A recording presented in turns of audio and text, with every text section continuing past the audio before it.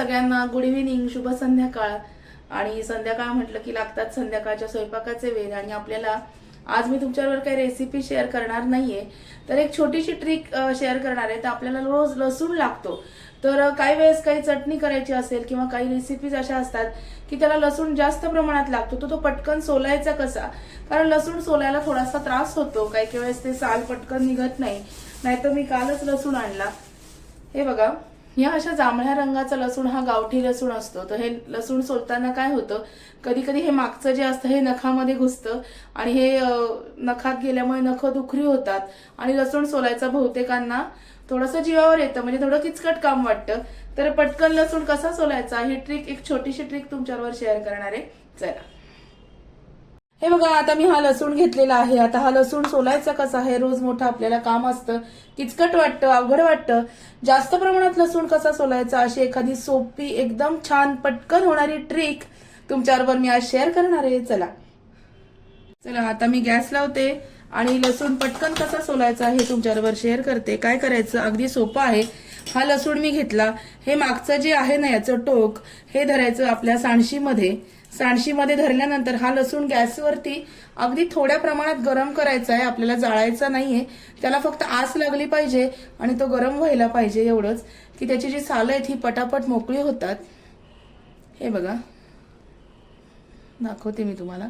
असे आपण अजून एक तुम्हाला दाखवते करून. हे बघा, लसूणाला प्रत्येक वेळेला हा मागचा भाग असतोच. हे बघा, हे टोक सांडशीमध्ये धरायचं.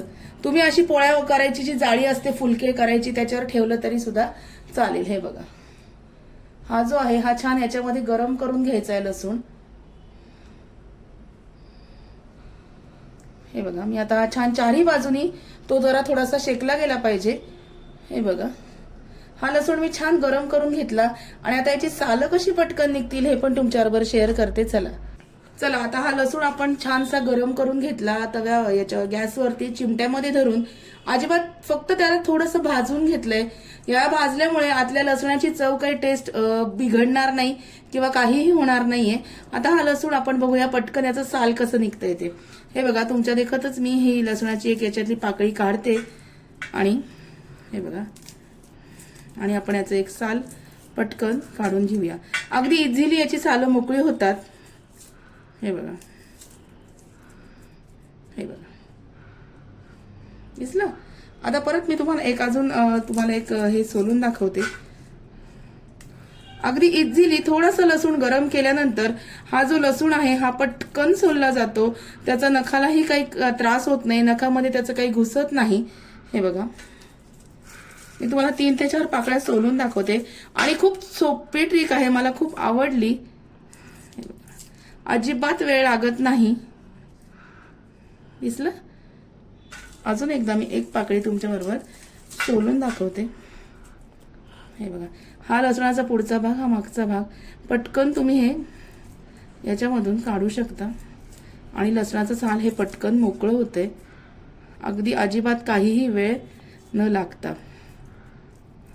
हे बघा, छान, अगदी पटकन, एकदम सोपी ट्रिक आहे की तुम्ही कितीही लसूण सोला, अगदी पटकन होतं. हे बघा, अशा पद्धतीने या लसणाच्या पाकळ्या, हे बघा, किती पटकन सोलल्या गेल्या. आणि नाही तर असं नसेल जमत तर एखाद्या कापडामध्ये घ्यायचं आणि लसूण असा करायचा, त्याची सालं सगळी निघून जातात. हे बघा, किती सोपी ट्रिक आहे, दिसतंय तुम्हाला. अशा पद्धतीने हा लसूण एकदम पटकन सोलला जातो. आणि आपण जेव्हा गॅसवरती लसूण थोड्याशा प्रमाणात भाजून घेतो, जास्त भाजायचा नाही, फक्त तो गरम करायचा आहे चिमट्यामध्ये धरून.